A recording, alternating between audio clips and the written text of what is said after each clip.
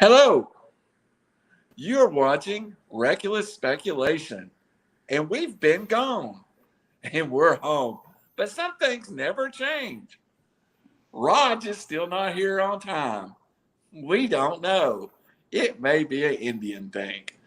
But who is on time? To my left, right, whichever way that is. This way is Mr. Robbie Davis. After a week off, Robbie, Hey, it's good to get back. hey, I'm just glad to see you made it back from what seems to be your 100th vacation this year. It's about time you get into the office and put in some work. I know it. It's not like I'm an important thing like a lawyer or anything that's got really set hours. Uh, it's not like I can go to the pool at 4:30 because I was late getting back. I don't know. Well, we tell you who has to have good hours. That's construction workers and construction owners. That is Brandon Chang. Welcome, buddy. Man, I miss you guys. It seems like, we take a week off. It seems like it's been a month. So excited to get back at it, even though it's kind of a slow sports week. All right, let's do a little test here. Everybody seems a little clear to me. Have you got me or am I scratchy? Sound good to You're me. cleared up now to me. I think it's the music, man. I think I'm going to have to dump the music. Well, guys, there's a Yeah, lot to get through. Not the peak time in sports. It was to the point we were talking about covering Wimbledon, and I think I had to call. Nobody in our audience would even know what Wimbledon was, so we're moving on. But we do want to get to some things that's going on in sports. There's a lot of moving pieces in the NBA, some major news is breaking in the NFL. But I want to start with one thing. Driving in today and last night, I was thinking about the Golden State Warriors have won 4 titles since 2015. And this title, Robbie, correct me when I get through my statement. I'm going to ask you a question. We'll start there.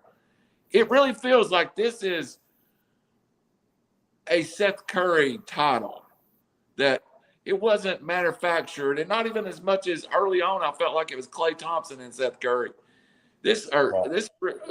Curry, wrong Curry. I keep wanting to move the right Curry there.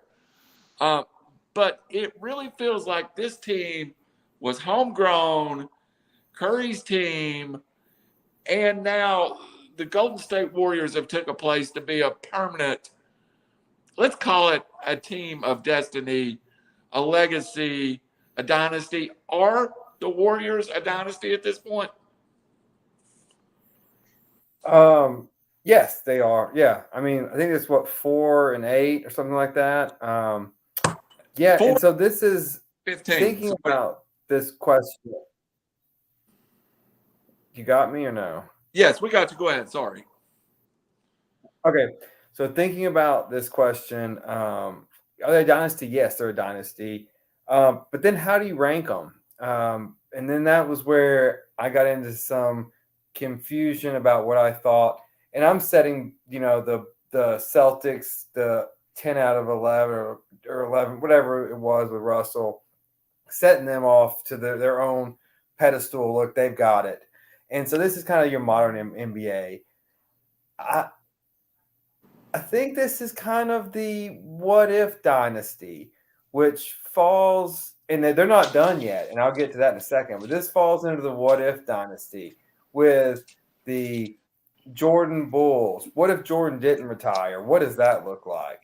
Or the Lakers of the 2000s. What if Kobe and Shaq could get along? What does that look like?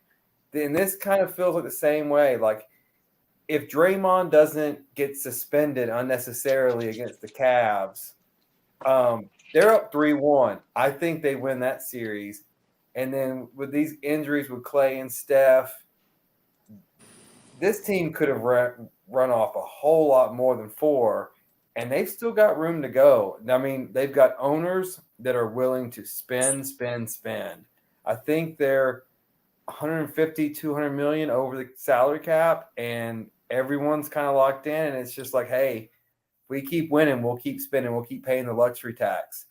And so, yeah, it's a dynasty, and this isn't even a KD thing. Like, they won before him, they got almost unbeatable with him, absent injuries, and then now this is the essentially Curry coming back and being like, my team, I can win on my own, Finals MVP, and let's take it forward. I do agree with you, and I think the point about Steph is not. I think you were more on what I was trying to say, and you actually called him his right name. But Brandon, Steph Curry has become, and I love the point about the Lakers, Robbie, because in my head the Lakers win 8, 9, 10 championships if Kobe and Shaq can get along. Brandon, what's the limit to championships for this group? I mean, that who's to say at this point? They looked pretty daggum good against, a good young Celtics team. It was a war of attrition, and they won that. And Steph put the team on his back when he needed to. Even when he wasn't hitting shots, I mean, he was affecting the game, passing. And look, they've got some really good young talent coming up in Wiggins and Poole. So And these guys are going to be good, and Wiseman as well.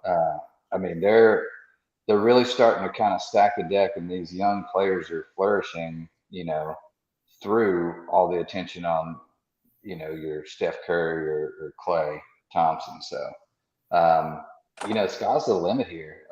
I really think they've got a good 4 or 5 years left of solid competitive play. And who knows? One of the beautiful things that happened to them just kind of out of luck is they won a lot, and then when they had injuries, everyone got hurt. And so they sucked, and they got really good draft picks. And the nucleus stayed together. And in today's NBA, with the drama of those players, the fact that Steph and Klay like each other, and Draymond's kind of his own beats his own drum, but they don't hate him, I don't think. That's a huge factor. Look at Kyrie and KD.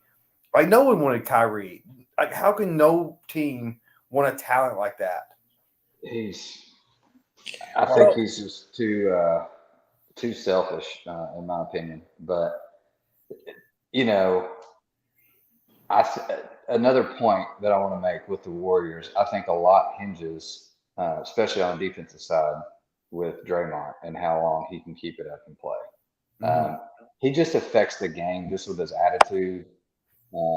And also, I mean, he played a fantastic series on the defensive side, and even had a game, I think, with 8 or 10 points or something, which is super unlike him. But I think that's a big hinge factor as well. You're not going to find a Draymond Green, in the draft. So. And you got to feel like Andrew Wiggins, James Wiseman, I don't know that they found their best basketball yet. I'm not sure Jordan Poole's found his best basketball. Mm-hmm. So I'm a Lakers fan to ask him the same question about Shaq and Kobe. If they could have coexisted, Raj, how many titles would Shaq and Kobe want? That's a great question. And first of all, I'm at a hotel room in Morristown, Tennessee. So forgive me, internet blows. We heard you've got mail when you logged in. You were so slow.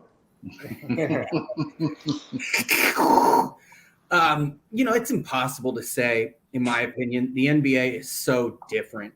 If you played the rules in the 80s, then the Lakers would probably beat everyone aside from Shaq and Kobe. They would kill this Golden State team. If you played today's rules, then how would the Lakers, Brian Shaw, Ron Harper, other guards? I mean, Kobe could D up Steph Curry, but overall, to answer your question, I mean, I think they could have won, 2 or 3 more. But, remember Kobe, they retooled. And when they got Powell, thank you, Memphis, he won 2 more. So it was very impressive of him to transition there, to go from one superstar to more of a team championship. So Yeah. Quickly, as a Laker fan, long time, early 80s, at first I was competitive with Golden State. Like, oh man, they only have one of these. This isn't a dynasty, blah, blah, blah. Now it's just like, fudge. Like, this is a total dynasty. I'm sure you guys went over everything. One thing I wanted to discuss, and well, first of all, I respect this team tremendously more because of how, like Randall said, they built it from within. Wiseman, I think, will be a trade piece, but Jordan Poole became sensational. Gary Payton, the third sensational defender. And then you've got multiple coaches on one team. The best coach in the NBA, and Steve Kerr, who I love. You got Iggy, you got Steph, and you got Dre. I mean, you got like 4 or 5 dudes and Klay Thompson that know the league. They're veterans, and they've always signed veterans. Going back to Barbosa, Sean Livingston, like I said, Iggy. They have the right formula, and they are ridiculous. Robbie, and just to touch on your point, Raj, about how you want to hate them, but they're not hateable. They're just not. Like, Grant Williams has been my favorite athlete in the last 5 or 6 years, 7 years. I love that guy, and I wanted him to win so bad, but I wasn't upset when the Warriors won. Like, they're just not a hateable team. I did hate them, though, when they got Durant. Like, it was so beautiful when they didn't win the championship, when they sort of, I'm not going to say bought it because I'm a Laker fan. We buy everything. But I didn't like that team at all. The team that had the most successful regular season and NBA postseason record. They swept everybody except one loss in the finals, 16-1. I hated that team just because it was like not right and not fair, and Durant was a sellout. But you're right. Nowadays, I hate the style of basketball, but they are so well coached and they are so good that, this team went 15-50 2 years ago because of the injuries. They win a championship 2 years later. I mean, just it goes to show the structure of the organization and how so little has changed, and, the pillars, and gosh, just a brilliant franchise. And can't hate them right now because they're too good to hate. all right, and a number answer, everybody. I'm going to go around. Steph's 34. Draymond's 32. Clay's 32. How many more years is this window open, Robbie Davis? I can't believe Clay's the oldest of that group. I mean, Nope. sorry, Steph's the oldest. I know. It's crazy. Windows open for 4 more years, I bet, and they'll get to 6. All right, Brendan Chang. Yeah, like I said before, I think 4 to 5. 5 might be pushing it, but I could, if they win 2 more, I could see them all pushing to go to 5. But yeah, I don't see how they don't win 6. Same question, Raj, and we'll move on to NBA free agent. Yeah, it's going to be more because none of those 3 are moving. They're not going to sign anywhere else. They created that franchise. They're going to retire with that franchise. So as long as they're healthy and the NBA lets people shoot from 40 feet and Steph Curry is alive, they're going to keep winning.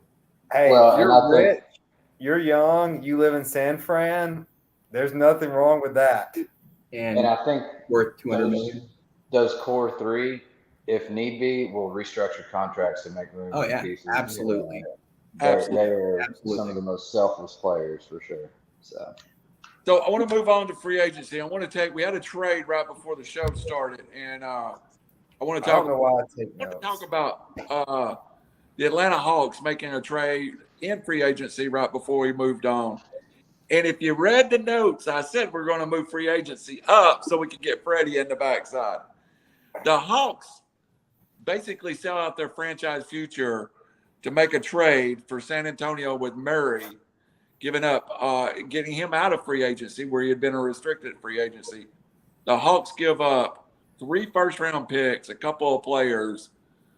The Atlanta Hawks has been the one team, I think, it's a mystery to me, and I am a Hawks fan, in free agency, how they come up zero every year in a city that is very African American friendly, very R&B rap friendly, has the nickname, for a lack of a better word, of Africa of Hollywood, African American Hollywood. Atlanta now seems they have a backcourt of the 25 years old, and they've got them signed, I guess, now with this move for a while. Do the Hawks make another move, Robbie? Can they become contenders? Trey Young, Well, Curry. yeah, well, I mean, you see what they're trying to do. I mean, it's a copycat league, copycat profession. They look at what Golden State's doing. They're trying to say, all right, the Celtics are going big and tough. We're going to have to go out. Not that the Hawks and the Celtics were competitors this year, but the Celtics, made it to the finals. So we're going to go out, spread them out, shoot over them. I mean, they have to do something, right? So, yeah, I mean, giving up draft picks, they gave up a lot, but it's a league that the draft picks don't matter because they're all young kids coming in, and so you don't know what. I mean, it's just a crapshoot. Like, Raj mentioned earlier, Wiseman, the top 3 overall picks, just a trade piece. Like, it just doesn't matter. Pick them, trade them. However, there's only generational talents that come out every so often.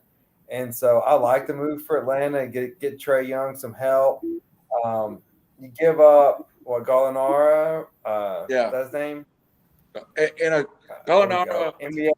Boom. First round pick that, but actually is the Hornets' first round pick. The Hawks will retain their first round pick, then give up their in 25 and 27. The Hawks were in the Eastern Conference Finals, last year or before the bubble year? I'm having problems with years. Last year, so they're on the cusp. They can get hot and win it. So I like the move. All right, another big news breaking right before we come on the air.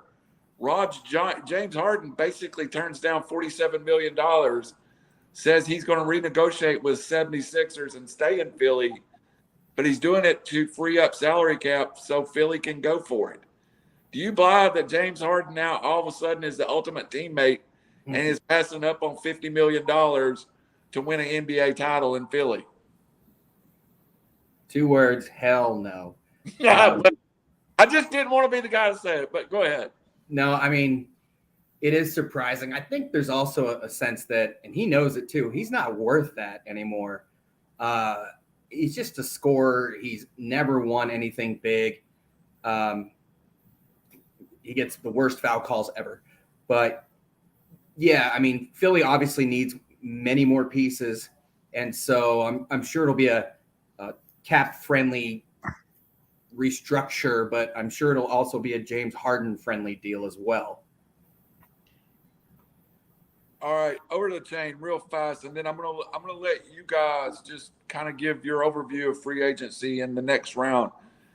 Chain, going through the list, the one guy that just jumps out to me that is a difference maker was Zach Levine. Is he a guy?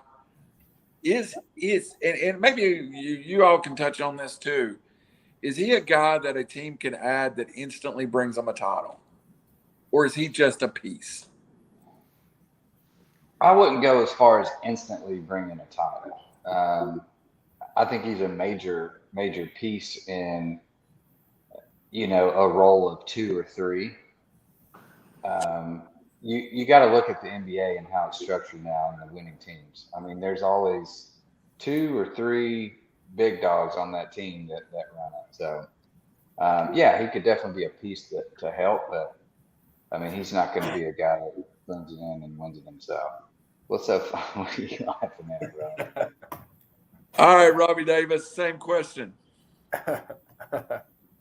I echo what Brandon said completely. He's a piece that can be brought in. I realized he played for the Bulls today, so I haven't seen the Chicago Bulls play in about 5 years. All right, that's fair enough. Rod, let's start with you though. There's some people out there besides him Bill's out there, a couple of other guys. Of who's available on the free agent market, I sent a list out. I don't know if everybody saw Bill it. did opt out today. Do what? Bill opted out today. Bill I saw did that. today. If you are the GM of the Los Angeles Lakers, okay, and also we got to get your comments on the Westbrook situation too. So, the Westbrook situation, who's the one guy outside of Westbrook that you're going to go get? Well, we already got Westbrook. That worked out really well. And real quick, Zach LaVine, former UCLA Bruin, hell of a player. Last year 24-5, something like that. His issue has always been health. He's kind of a slight frame. He's a 6'5" guy, but he plays really hard on both ends now, and he seems to always get injured. He is a nice piece. Kyrie would be nice to have, but with Russ, taking his option, $47 million. I don't know how that happens. The Lakers don't have any capital at all, really. A few trade exceptions, and a bunch of guys like Carmelo and Malik Monk coming off the books. But they are the opposite of Golden State in terms of where the franchise is. Granted, I still call it a title. It was a title. We got it 2 years ago, so it's worth it to me. But you're going to see New Orleans really reap the benefits of those trades. And, like you guys said, it's a copycat league. Atlanta now has their, with Trey and DeJounte, they now have their Clay and Steph, or, poor man's version. And that seems to be the winning formula. And the Lakers are the antithesis of that. Overall, answering your question, Bradley Beal would be a nice piece anywhere just because of his range and what he can do to open up the floor. And, the guy Jalen Brunson from Dallas, he's really the guy that I think he can help deliver a championship on the right team. Villanova kid, supposedly he's going to go to the Knicks. Cuban already has an insurance plan, but and don't forget DeAndre Ayton is out there too. And, undercover story, John Wall is opting out, and he's already said he's signing with the Clippers, which, if healthy, they'd have Kawhi, Paul George, and John Wall. If healthy is a big word, though. Yeah, it is. But whoa. So, they're star players, but overall, Levine, but Brunson would probably be my guy, and DeAndre Ayton. Those two guys can really change the right team. Shane, the one name I do not hear active in free agency is the Memphis Grizzlies, and you've got a generational talent in Ja Morant. Do they not have? I don't think they have the salary cap space to go add a huge piece, but don't you at least got to try to add some pieces around Ja? Yeah, definitely. You saw what they did this year. They just kind of ran out of gas there towards the end, but watching Ja, he's a superstar highlight reel every time he plays. He's got to have some help. They've got to do something. I don't know what it is. Again, like I said, this league now is made in pairs or triplets of dominant teams, and you've got to follow that recipe or you'll get left behind. All right, Robbie Davis can't get adjusted to the new office. Still trying to find all of his plugins for multiple screens. You are the GM for the Memphis Grizzlies. Who do you have? Well, I'm intrigued to see. I don't do anything yet because one, you have one of the easily the top 10 players in the league. I think you stole Kennedy Chandler in the draft. I want to see how they mold together and see how they play off of each other. Look, this is a dangerous team. And so I want to see I can't remember who they drafted in the first round because I was so obsessed with where Kennedy went. But no, they've got some young talent. I don't do anything yet. I sit back. I see I let teams panic and copy the Warriors and see and let see what fits in your lap. I don't make any moves right now. Raj, I do have, and I'm going to ask one as a homer. Good point, Robbie. I think you do. I am a Hawks fan, and We'll fix this. right now the Hawks are sitting there with the two guards that are both all NBA type players. They still have a 24-year-old John Collins they're talking about trading. DeAndre Hunter is on this team. If you have a 24-year-old John Collins who's not a giveaway player, as I understand, the Hawks are looking for not a huge 3-pick package for him, but, maybe a return of a first and a player if John Collins gets out of Atlanta. You have got to build your roster now around those two guards. Is John Collins a piece that even you as a Laker fan would be interested in bringing in? Oh, yeah. I mean, like you said, now injuries have affected the kid, but, he's ideal power forward this day and age. He can shoot, rebound. He's got pretty good vision. The thing is, though, in addition to DeAndre Hunter, don't forget they have former USC Trojan big man Onyeka Okongwu, who's a sensational player. If you give him PT, you will see what he can do. He has more talent than John Collins, in my opinion. He will become a good player. And quickly, Memphis did trade my boy, former USC Trojan DeAnthony Melton, a great two-way player, to Philly, and they got the draft rights to David Roddy, the bruising dude from Colorado State, and they got Danny Green, good old Danny Green. But, yeah, I mean, if you can get almost anybody's tradable except for, those top 10 guys in the NBA, as Robbie said. And John Collins is not a top 10 guy. So if you can get the right pieces, you get 2 or 3 pieces and get, a pick back, I'd do it. Guys, I have one more shocking thing to say, and then we're going to move on to the NFL. Clint Capella is still only 28 years old. What? I would give you 35 on Clint Capella minimum. I mean, he been in the league since he was 12? I thought he was. Are you sure those numbers they should be transposed like he's 82? It could be, but I'm it's with. Like Luka Doncic is 24, and I mean he's been in the league for 15 years. It seems like. Yeah, Doncic, an Atlanta Hawk for about 15 minutes. Thank you. Well, like the NBA especially, it's like they've been playing round the clock since COVID. It's like they played like 3 years in the span of like 2.5 or 2 years. I'm like, it's always NBA season.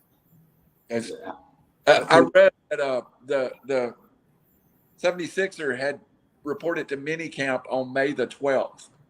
I'm like, had the finals wrapped up by then, or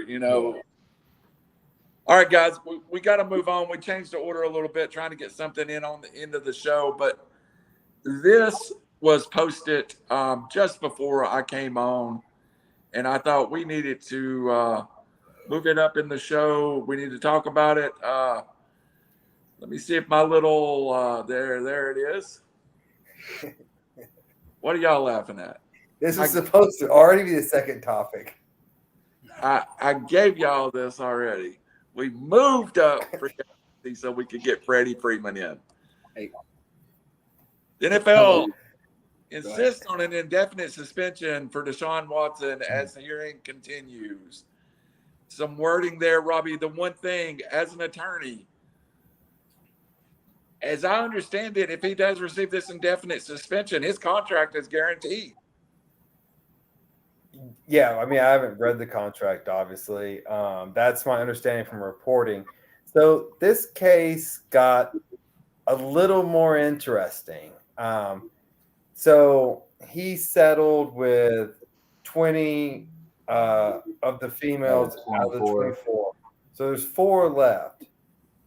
So what does this do for their case, right? So as somebody who represents plaintiffs, this makes me nervous if I'm representing those 4 girls. And the reason why being that all of a sudden, because this is not an impartial jury you're going from. This is national news. This is out there. So all of a sudden, you're representing the 4. And look, everyone knows my views. or at least everyone watches the shows knows my views. I'm very liberal and very pro plaintiff and very pro victim. But what I'm about to tell you what juries think. So juries are going to think, why did these 4 not settle when the other 20 did? They're being the greedy ones. They're the ones that won't take the money that the other ones got to settle everything. These are the people we hate, the greedy plaintiffs. So Good point. I think this hurts their case moving forward. I understand what the attorney's trying to do, put pressure on them. But look, the facts are the facts. And Deshaun Watson's going to have to sit for an interview. What I don't know, and so because although you think he did not get indicted, you can re-indict off of new evidence. So with these NFL interviews, he is going to have to take the Fifth Amendment on these cases that he settled because they're confidential settlements. So one, it violates the terms of the settlement, and it could still incriminate him. So the NFL has no choice right now but to say it's indefinite. We can't make a decision right now because we can't have egg on our face. We don't want a situation where we suspended Ray Rice for 2 games, something came out, and then, oh my gosh, he's out of the league for the rest of his life. So I don't know if this is true or not, any of it, obviously. But as far as a legal standpoint, I think all the way around, I think the NFL has no choice but to suspend indefinitely still. He's going to get paid $1 million this year, and then that huge number comes in next year. Raj, you're also an attorney. What do you think? It's fully guaranteed, first of all. Yeah. Which is but it's staggering. It's only $1 million this year.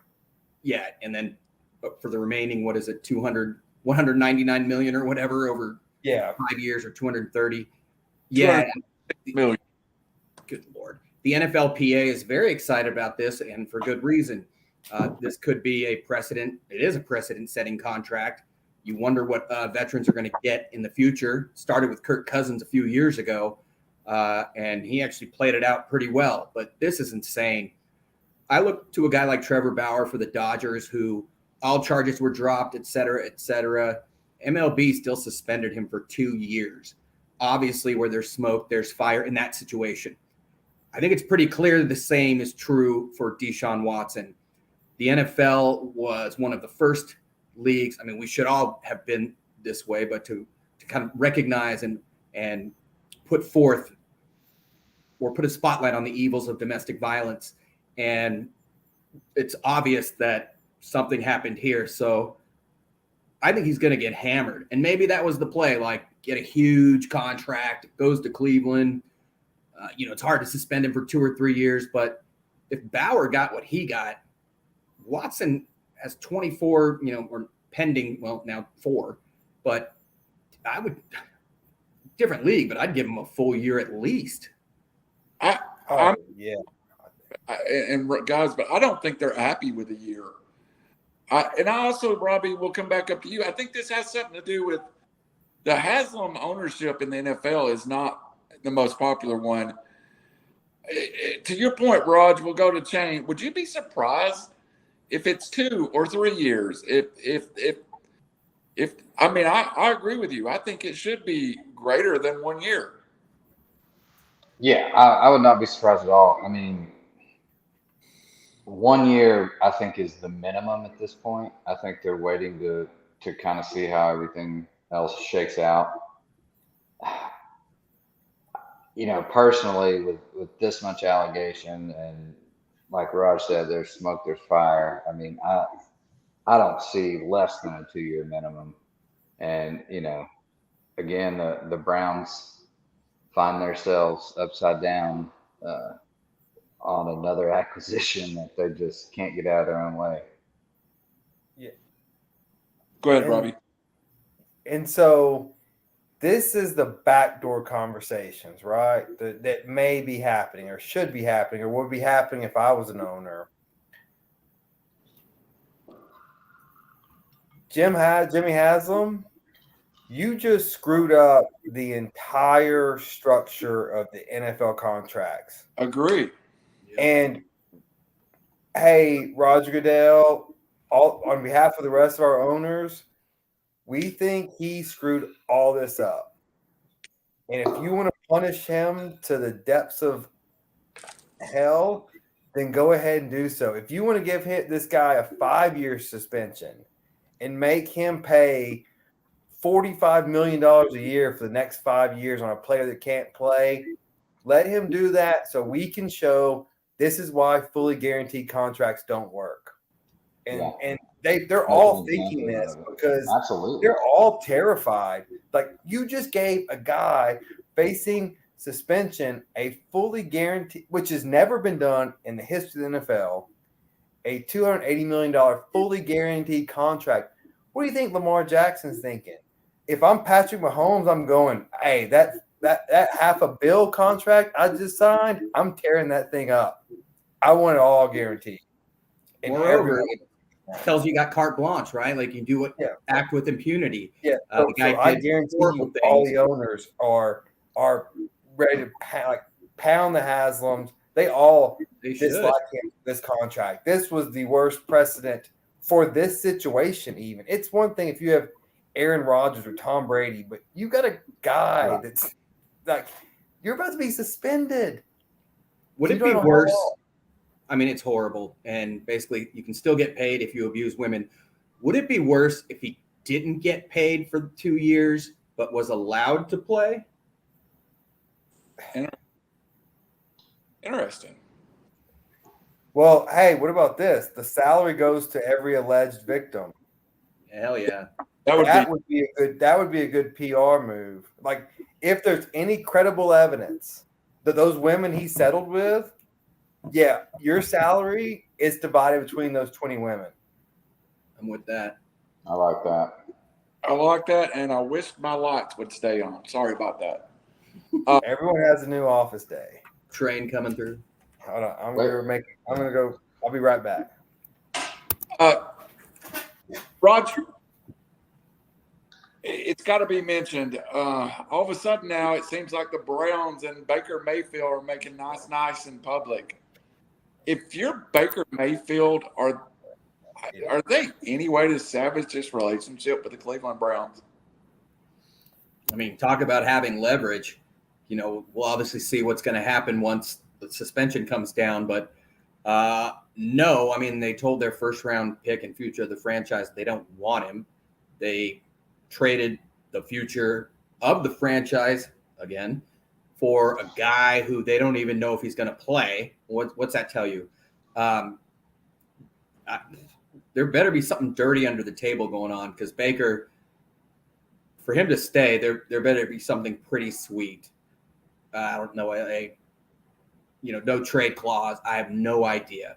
But obviously Cleveland's desperate now, and they're about to be. So it's a pretty ugly situation. It's been Haslammed up, and I don't see it. No, I really don't. Shane, could you have $100 million wrapped up in 2 quarterbacks in Cleveland for the next 2 years or 3 years? It's popular. It's possible. It is possible, but it's, no way sustainable. The salary cap's already squeezed this year. Yes, it'll probably go up next year, but not at that rate. Not if you got to pay, 45 or 50, whatever how many millions of dollars they got to pay Deshaun next year, and if they keep Baker on the roster, I don't know what he's due, but I'm sure it's 20s, mid-20s. It's too much, and I did read something, or again, reckless speculation about talks of maybe Garoppolo or something coming over to Cleveland, some kind of trade there. But this is like a divorced couple trying to live under the same roof. A good example. Nice. It's like they're going to stay in separate rooms, but they're going to sit at the dinner table together, and it's just a recipe for disaster here. So even if he does start and plays, I mean, they win maybe 5 games this year. They do have Jacoby Brissett as a third option, and that's a hell of a lot better than like Mitch Trubisky in Pittsburgh. So it's not as bad as one may think, but I think Josh Dobbs may be on that team too. But this is a team we were talking about as a Super Bowl contender 18 months ago. Well, you look at, where does Baker fit well? I mean, people's kind of seen his ups and downs in person. Is he going to become this other journeyman, kind of Alex Smith, if you will? In my mind, yes. Yes. Hold on, my headphones. So in the right situation, Randall, I mean, Rob, you guys think he can win? Smith, when he went to San Francisco, right team around him, right coach, Baker Mayfield could win a championship or at least get to the conference finals? I don't know about a championship. He could take a team to the playoffs. Like, honestly, I think he could. I would have liked to see him go to Atlanta and see what he could have done there. Let me ask you this. That's good. Ryan Tannehill or Baker Mayfield? Oh, Tannehill. All day, right? That's a tough call, dude. Outside of the Titans, guys, I'm going to tell you that's number 15 and number 25. If y'all look at the record and the stats that Tannehill puts up, Time to mix it up. Tannehill's not a winner. Stats are one thing, but Yeah, I mean, Tannehill's never going to take you there. But I'm saying, Tannehill's been in the AFC Championship game. if you have Congratulations. here, would you take Baker Mayfield or Tannehill? How's Derek Carr doing? Oh, I don't like Derek Carr either. Ooh, burn. I'm not Derek Carr, blah, but I mean, that's a tough call, dude. It's a tough call. I have no doubt I have Ryan Tannehill over Baker Mayfield, but the thing that Ryan Tannehill at one point in his career was Baker Mayfield. I guess that is my point to this. And was it coaching or was it Ryan Tannehill that got him out of Miami? Well, I'll stop being a Tannehill apologist for a second. Not every quarterback has Derrick Henry, which opens up everything. Like, agreed. Yeah, so you give some mediocre quarterbacks Derrick Henry, and that will open up the passing game. And Baker Mayfield has Nick Chubb and Kareem Hunt.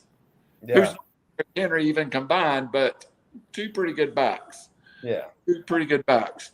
Well, we'll. This is a story I'm sure we'll come back to, but I want to move on because I do want to get to what Robbie brought up about Freddie Freeman. Let's talk though. Let's finish our last subject on the NFL.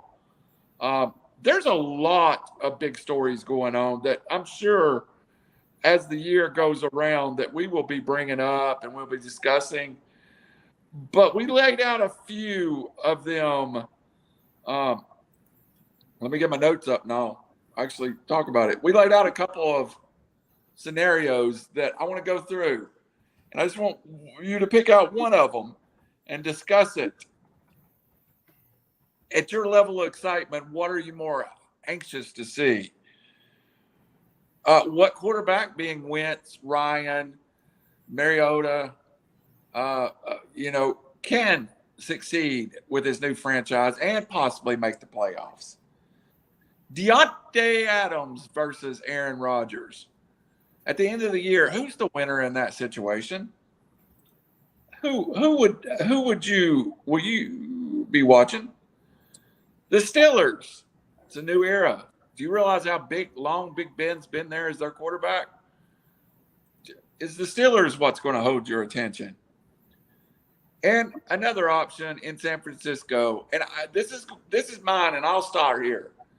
Trey Lance versus Jimmy G starts at quarterback. I do not believe Jimmy G will be there. And, nationally, the 49ers, even on this show, has been killed for trading for Trey Lance.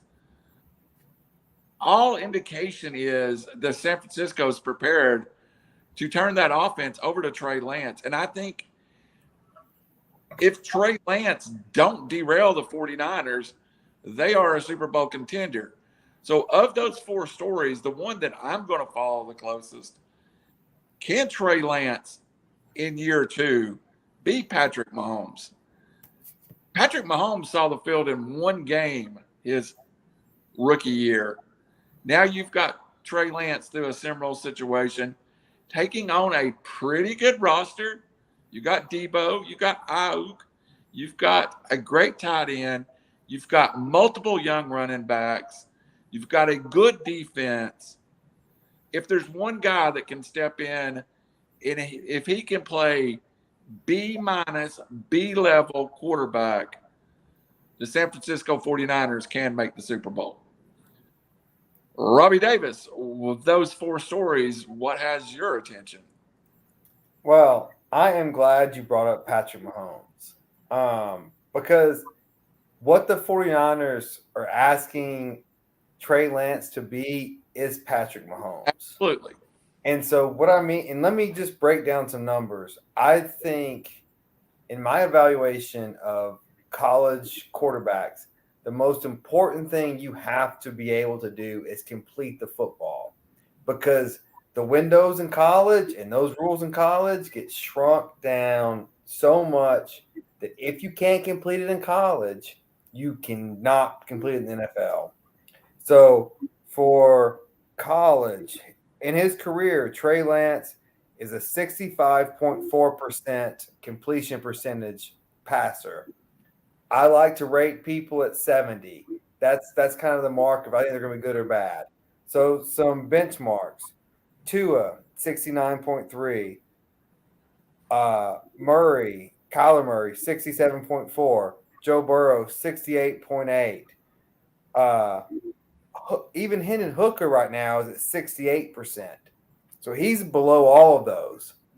But on the other side of the argument, Patrick Mahomes was 63.5. So he was worse than Trey Lance. So that's what you're hoping for, is a guy that's not great but has talent in college that can switch it on the next level. How many of those are there? Not a lot. So you're looking for another unicorn. I said it was a stupid pick on the day of the draft. I think it's still stupid. If I was San Francisco, I would not trade Garoppolo. That is 2 of us with the same story. And I can't imagine Raj Mehta is not going to have the Devonte Adams story. But go ahead, Raj Mehta. What is your storyline of the 4? Yeah, I mean, Devonte, I think Rodgers definitely got the short end of this, but I'm happy. Devonte played college ball with Derek Carr. You know, the Raiders were a playoff team, so I'm very excited about that. Can't wait to see him play, and he's already a god in Vegas. But, yeah, I don't know if that's the top storyline. You know, we also talked about, and sorry, I was reading something that, you know, Russell Wilson, Carson Wentz going to DC, and Matt Ryan, of course, going to Indy. Pretty crazy stuff. And, you know, which of those 3 teams, I mean, everybody I think is going to say Russ because of Denver receivers, offensive line, and defense. But, you know, there was a lot going on this offseason. And, of course, I think it was mentioned, Tyreek Hill now is going to be catching the ball from Tua and not the best quarterback in the NFL. So is that a delicate situation that could implode? And me, as a Matt Ryan truther or loyalist, all the criticism ever given at him in Atlanta, he has a chance to bury it. So to me, that new quarterback in new place, I think it's Russ and then Matt Ryan that holds my attention. I think Russ, I have thought for the last 5 years, Russ is elite playing with not elite talent. So Russ, we saw what Russ could be early in his career. Mm-hmm. Brendan Chain, the floor is yours, sir. Which of these stories hold your attention?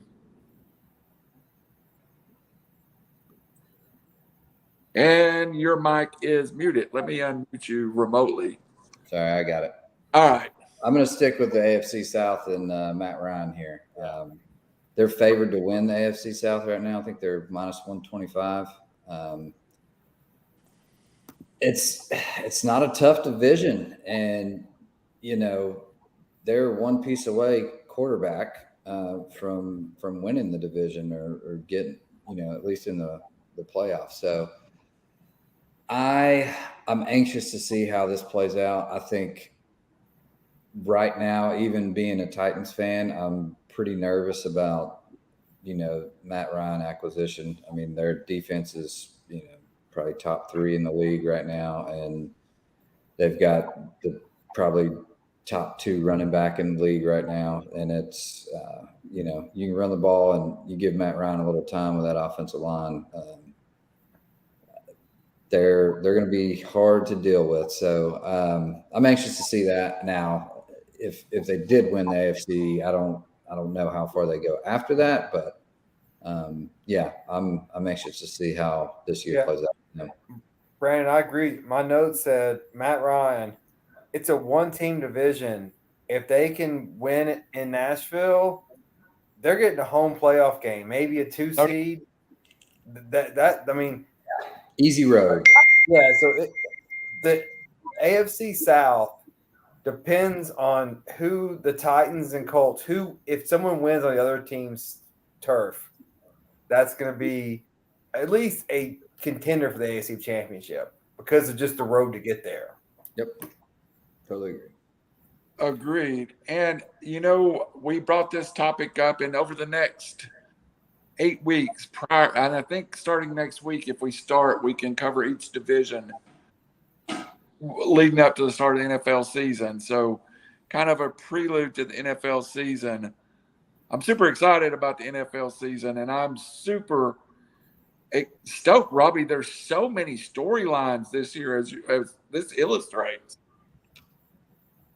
Yeah, so I'm sitting here thinking, as we always have our just instinct thoughts, like, the NFL's king and all this and blah, blah, blah. Well, once we started doing this show, it really comes to fruition. It does. How much the NFL is king. And look, they're about a month and a half, maybe 2 months from ruling the entire sports calendar. Like, they're taking over everything. Like, yeah, it's like right now we're like, our sheet's half NFL, and it's the end of June. It doesn't start that's, and I know you guys are all purist baseball, and we love basketball. But nothing drives the needle. Even college football, I always kind of thought there was NFL. College football was kind of close. No, it's a Grand Canyon gap. Nothing drives the needle like NFL, gambling, and fantasy sports. There is nothing in the sports world that is equal what DraftKings is and gambling on NFL Sunday. Go ahead, Brandon. I was going to say this is one of the busiest off seasons of the NFL that I can remember in quite some time. I mean, just all the trade moves and acquisitions and, what all's going on. I mean, it's been nonstop on sport. The NFL shouldn't even hardly be talking. They haven't even made it to mandatory camp yet. I mean, they just got through mini camp, Yeah. And it is headlines even on TV. I mean, it's incredible. So I don't see it going anywhere. I really don't see anyone challenging that. You realize how quickly we stopped talking about the USFL after the first week. Oh, God. Yeah. What a disaster. It was horrible. And next year we're going to have the XFL and maybe it's better. Hey, the XFL, I mean, they're already signing big contracts. So, I mean, we'll see what happens there. The being associated with them helps. Of course. But, they signed with Amazon and somebody else? All right. Just kicked a hole into the show for about a 5-minute discussion. And I want to make clear, now, Raj is a Dodger fan. I'm a Brave fan. This has nothing to do with the Dodgers and the Braves. This is, to me, about Freddie Freeman and his contract. Well, I guess it does have something to do with the Braves. the failed contract negotiation between the Braves and Freddie Freeman. And not that Freddie Freeman isn't going to win championships in the LA, probably will. Not that the Dodgers are not playing Freddie Freeman very well, they are. Not that Freddie Freeman will not be happy at home playing for the Dodgers. Not the point of the conversation. The point is, from the Braves side of this negotiation, early on, the bitterness kind of came out. Statements were made. Freddie replied in his press conference. Freddie comes home to Atlanta yesterday or last week.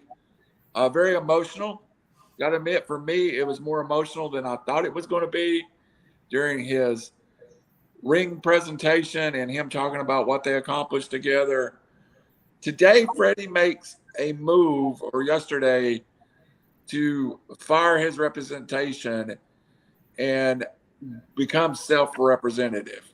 Now, also, my first thought was he's 32 years old. He has a 6-year or a 5-year deal, whatever it is. Does he really need representation anymore? But, Robbie, something never tasted right with this. And I don't know if the Braves failed Freddie Freeman. Freddie Freeman's representation failed Freddie Freeman, or the fans are just making more of it than it is. But there seems to be a story to this, and it doesn't go away. So this is me reading the tea leaves. I think that Freddie Freeman's agent, who saw big money somewhere, whether it's Atlanta or LA or anywhere else, saw big money. This is the last contract maybe he's going to get. And so he played hardball with the Braves. This is what I've read. This is not any firsthand knowledge. He played hardball with the Braves and said, "This is our deadline. You've got to meet this contract, or we're walking." And the Braves got approached with a deal with Olsen and said, "Well, if that's our deadline and we can't meet that, then we're going to go with Olsen." And that's what they did. And I don't think it was fully understood by Freeman until he got back to Atlanta and started talking to people during this kind of World Series kind of, handshakes and "I'm sorry I can't be here anymore," and just kind of a sadness overall. And then I think that's when the truth came out, and that's why Freeman was pissed and upset, is that he could have still be there. Like, and this is no shot at the Dodgers. He's in a great position, great city. Not a shot. Because Raj is a Dodger fan. I'm not trying to take a shot. Yeah, but I mean, Freddie clearly wanted to stay in Atlanta. And I think this was an overzealous agent, allegedly. And then he just didn't tell his client what had to be told. And now, if the said agent is an attorney, then you have an obligation, unless there's something in writing, to tell your clients of every demand offer that's been made. But I don't know the entails of that, and I also don't know,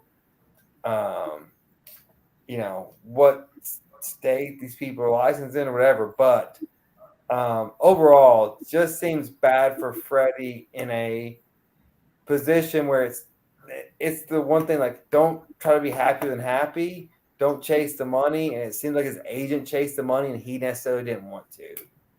Raj, again, Jesus, my lights. Sorry. Again, this is not Dodgers. Hey, if everyone will subscribe and rate the podcast, we can help Randall pay the bills. Yeah, I really am having light trouble tonight. Should never installed that clapper, Randall. Yeah.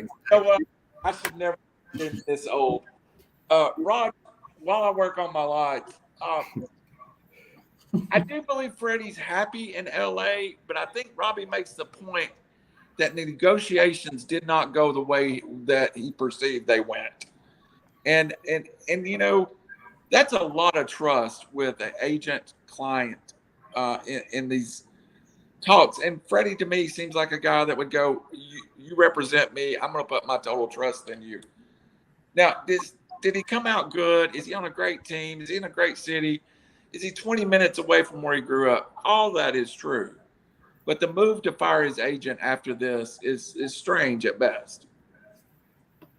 I think there's a lot of fans reading too much into this in the sense that the timing was interesting, of course. And first of all, there's no crying in baseball. I mean, the dude has cried like 14 times. Even the Braves fans around me, real quick, they were like, okay, we get it. But it would be disingenuous to embrace LA right away. I don't think it's a reflection of wanting to be in Atlanta or wanting to be in LA. I mean, imagine you're in a relationship with a girl and you have a counselor, you're listening to somebody for 15 years. You know that, she's going to move. Should we stay with her or not? Suddenly you don't know anything. Nobody's talking to you. Counselor isn't. She cuts ties. Then she waits. Then she brings a new dude on board and hangs you out to dry. I think we have to embrace it like that sense as a relationship.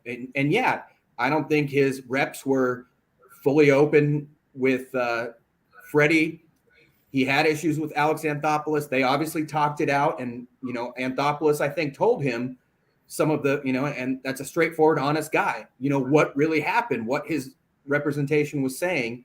And after speaking with Anthopoulos, after going to Atlanta, I think, yeah, it just made him mad how everything carried out and how his agent had done that. But no, I mean, he's stoked to be in LA, again, where he's from. But, he said it's closure. And this was probably closure, and now we're moving forward. Brandon, a good point, Rod. Brendan, the only thing I can think of in football is there've been some moves made over the years that just were heart-wrenching almost to watch. Joe Montana in a Kansas City Chief uniform. O.J. Simpson, yes, he did it, but O.J. Simpson in a San Francisco 49er uniform. Yes, Allegedly, Randall. Marcus Allen in a Chiefs. O.J. did it. Allegedly. Joe Namath as a Los Angeles Ram. Freddie is not that. He still has many years of good football or baseball left. So does he have time? Well, I know he does. Will they become a legacy of Freddie Freeman in LA and at some point in 2028? Does the Braves bring him back and still put that statue out between Chipper and Hank Aaron and say, here you go, Freddie?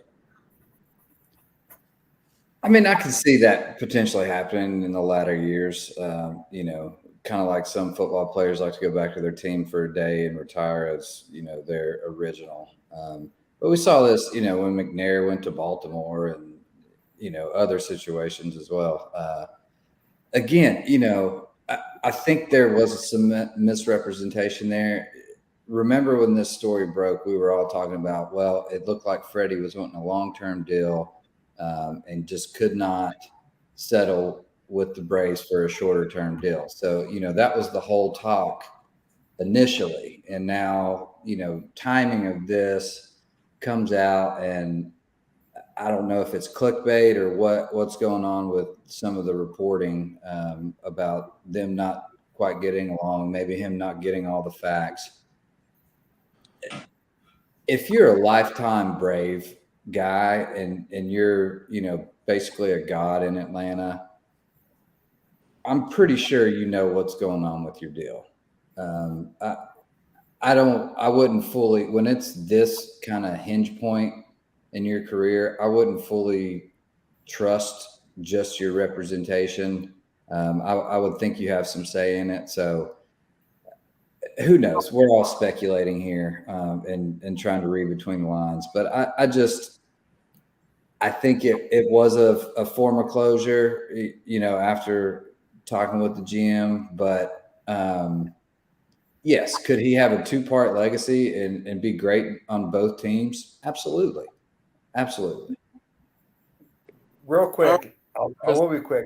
Brandon, that's a great point that it was so public. And yes, Freddie Freeman did have to or should have known what was going on. He said nothing. And yeah, so that does him throwing his agent under the bus.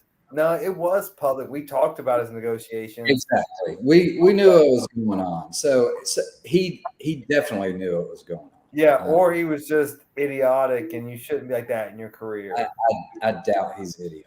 You know, guys, this is the last word I'll say about. I probably won't ever talk about Freddie Freeman's legacy in Atlanta again. I'm kind of over it, but I do think the moment with Acuna at first base said more than we know.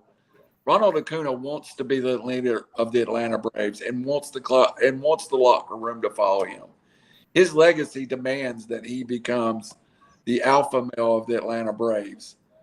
So the words that got said between Freddie and Acuna, I don't know if they were actually not in bad spirit, but the fact that they kind of publicly hugged it out at first base to me meant more than anything. As a Braves fan, two of my favorite Braves of all time, I just like put it aside. And yes, Freddie, we're all tired of you crying. We've got to put an end to it. I love you, buddy, but you got to quit crying. You made me cry. All right. But like Freeman in this situation with the agent, the Acuna thing got blown out of proportion. You know, there is a language barrier there, among other things. The question was asked in an interesting way. I think it was totally blown out of proportion. And it was nice to see that, though. And Atlanta is a very Latin America, a very Latin flavored team. And, you know, Spanish is very spoken in the Atlanta locker room and dugout. And I questioned the language barrier myself because Atlanta is one of the few teams I don't think that insist on players kind of becoming fluent in English. Soler last year said Atlanta was different in that, you know, when he got there, he felt like he was in an environment that was similar to Cuba and, you know, that he could embrace his Latin American exchange or culture. So that's a good point. Very good. Signed Japanese dudes in 20 years ago, Hideo Nomo and whatnot. It's just a part of baseball. It's an international sport, and to do anything otherwise would be ignorant. All right, I'm gonna lay claim to my bet you're nuts. Actually, I posted it. It was tonight. Kyle Wright goes out, and as I've said on the show multiple times, Kyle Wright throws one earned run, gives up one earned run, pushes his record with another win. Quality start. The Braves are on fire when Kyle Wright pitches. And also, so today being Wednesday, he should get another start next Tuesday. So next Tuesday, I believe they're in Philly. Again, I will not go against Kyle Wright. He lost one for us last week, but this week just picked up the big win, give up one earned, and Kyle Wright at the Braves. My bet you're nut every week. I'm going to give you a side one that's on the NFL futures. And this one I think is a little different. I'm going to give you, I think it was at plus 400, the Denver Broncos to win the AFC West. The Denver Broncos to win the AFC West. Brendan Shane, what do you got for us tonight? We'll go to this Saturday, UFC 276. Israel Adesanya is going to pull off the win here against Jared Cannonier. I can't. Cannonier. Yeah. Sorry, I couldn't pull my screen over fast enough. It's sad when I can pronounce something better than you. I'm just going to call it. I didn't know what his last name was. I couldn't pull my screen over. Whatever. It's all good. No, I like that. I know one of our buddies on our group thread said that Cannonier's going to knock out Sandra. He's faster. He's got the length. They're the same weight. I just don't see it happening. I think this is kind of a setup win for him as well. I mean, they're I agree with 38. Israel's 32. Israel's 6'3". This dude's 5'9", 80-inch reach versus 77.5. I mean, the stats are there. Now, there's always a puncher's chance for sure. We know that. And this guy does have knockout power. I just think Israel's a little too fast for him. So I like that pick. Raj, there was a good series in Atlanta this weekend. The Braves are so banged up. I don't know if we'll get to see it again in the playoffs. But we have way bigger injuries than the Braves. So none of that excuse crap. Really, there's a guy named Mike Soroka. There's a guy named Ozzy Albies. Eddie Mario just got Acuna back. I don't think the Braves. I put it this way: the Phillies are playing the Mets are playing so well. I'm not sure they won't be so far ahead by the Braves by midseason that they. I just hope we get the series. I'd like to see Braves Dodger 3. I just don't know if we're going to get it. What is your bet? Dodgers, by the way, the Dodgers have more missed games and different players playing than anybody else in baseball. I can go down the list, but just I got one question real quick, Raj. I got one question for you. Why can the Dodgers not score runs when Clay Shaw's pitching? What is going on there? It's always been the case. That's just kind of baseball. The ebb and flow of the game. When usually Kershaw's keeping it low, like 1 or 2, it's a pitching duel, and the other pitcher steps it up, going against Kershaw. He has the lowest run support. I mean, probably. No kidding. I had their team total over 6.5 yesterday, and was quite disappointed. Now they have 7 on the board right now with Freeman on fire again, 2 for 3. I would be amiss, though, if we didn't mention that Kinsley Jennings hits the DL again with heart issues. And, of course, that's bigger than baseball. Hopefully it's minor again. They're talking about having to do another procedure on his heart. And that's scary anytime they mess with a man's heart. It's happened before. So wish him the best. Wish him the best. My bet your nuts was going to be Dodger centric as well. They have 7 right now and counting, of course. Yesterday, nothing in Colorado. I was down for the series real quick in Atlanta for all 3 games. All 3 were night games, which was sensational because usually the Sunday game is a 1:00 game, and it's the worst ever. It's 110 degrees. I'm usually hungover. But no, it was a lot of fun. Got to see all the emotional stuff. And the Dodgers won 2 out of 3 despite being really banged up. So, I was all right with it. Bet your nuts. We were talking about NFL overs. I looked on Vegas Insider, and there's 2 that I like. One is the Giants under 7.5 wins. I just don't see it. They had a nice draft. That's the one I'm going 7.5 on Vegas Insider from what I saw, which is crazy to me. The other one, it's tough to bet on anything this high, but I saw Cincinnati at 9 or 9.5. And, I think that team is just getting better. They got La'el Collins. The line's not a weakness anymore. Burrow's sensational. So I would take the Giants at 7.5 under, the Bengals at 9.5 over. I think football record prediction, you will hear me say the Bengals will either be a 13-14 win team, or suffer the early Super Bowl hangover. And I just can't see it happening. That division is such a mess. Outside of Baltimore, do you really have anybody that can compete with them in the division? Yeah, they're getting 4 wins with Cleveland and Pittsburgh right there. In Baltimore, they don't really have a receiving core right now. Mark Andrews is really their receiving core. That's what I'm saying. What are they really going to do? Let Lamar run around all day? But compared to the train wreck that is the Pittsburgh Steelers and the Cleveland Browns, you got to think at least Baltimore is the second best team in the division. Robbie Davis, the man, the myth, the NASCAR legend, How may I help you, sir?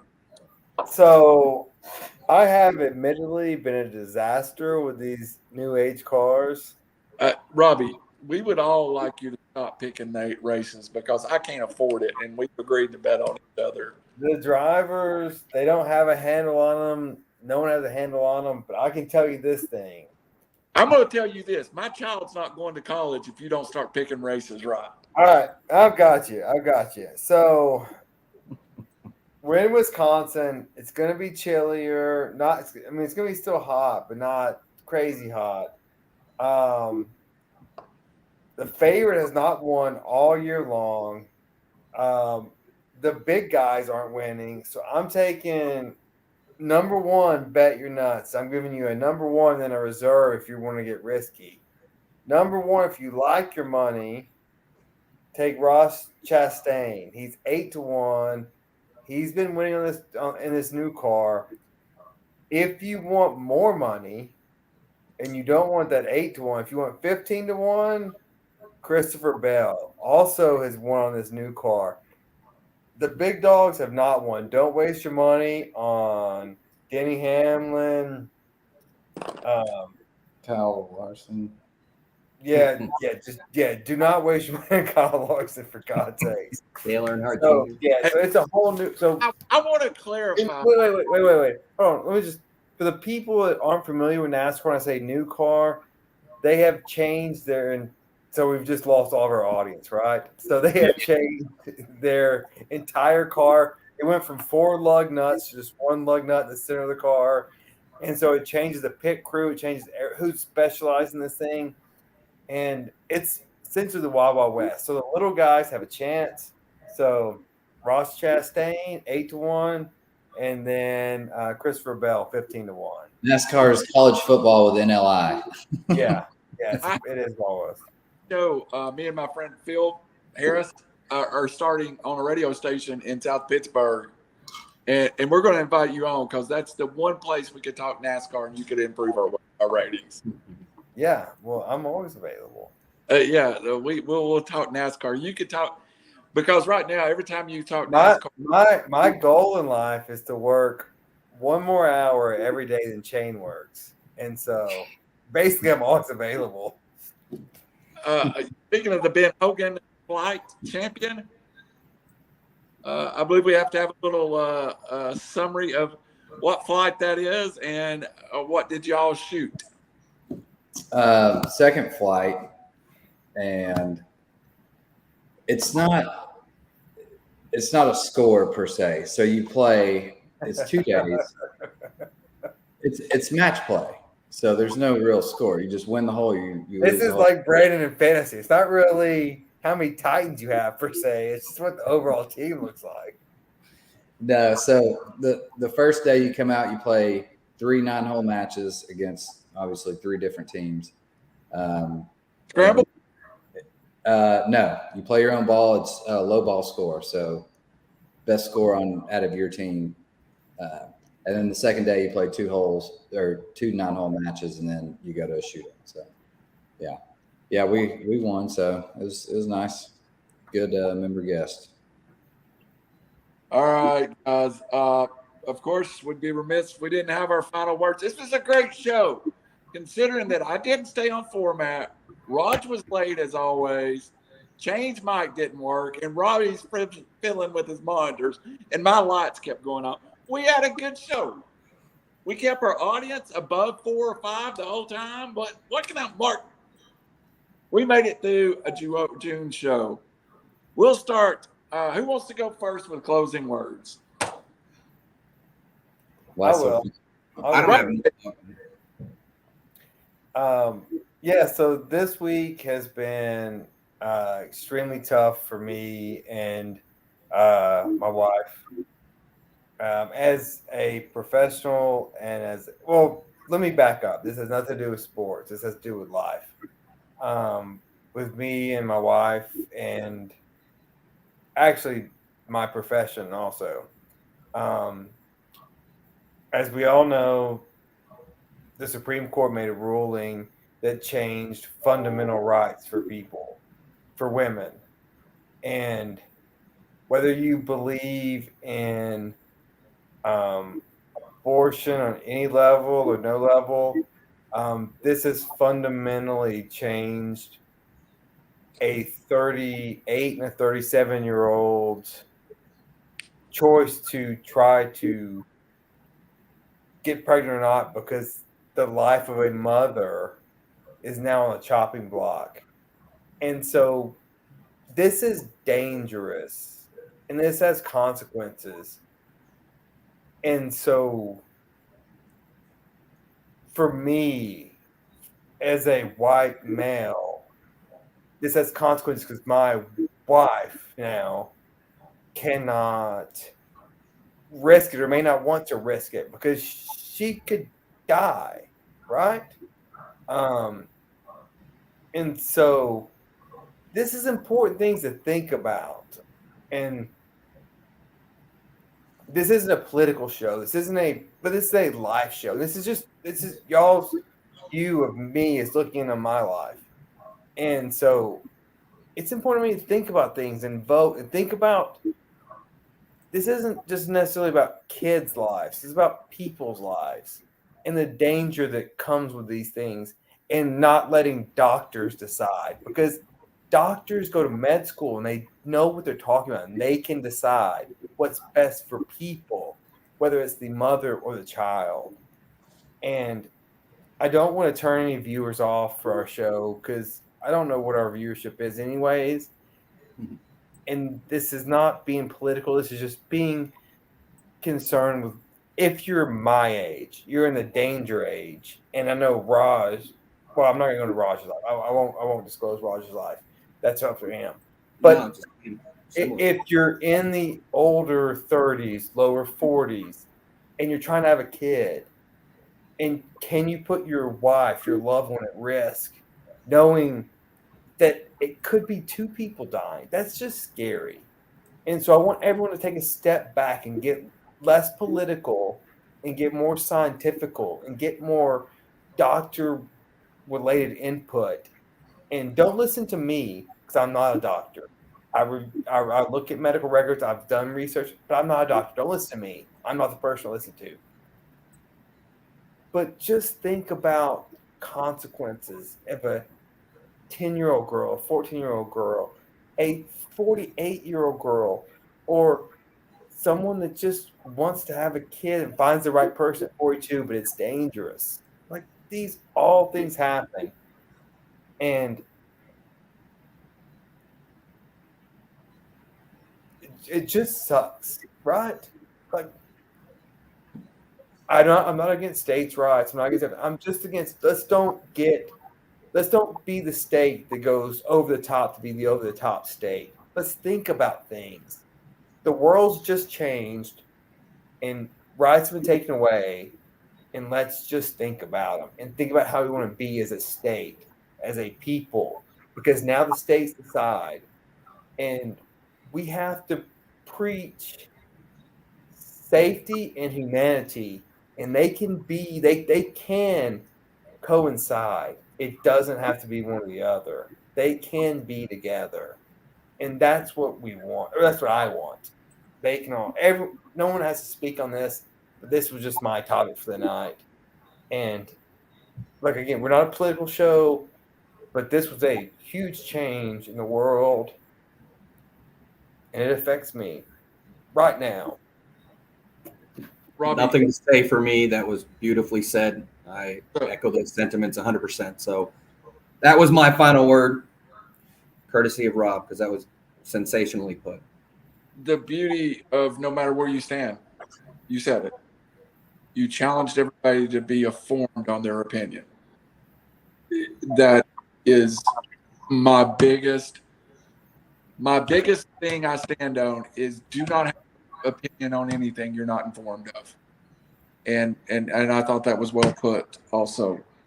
Raj, do you not have anything you want to follow up with? No, I think Robbie said it best, and there's nothing I can add about Brandon, any. go ahead with your point or your subject tonight. Wow. after that, it's a tough one to follow.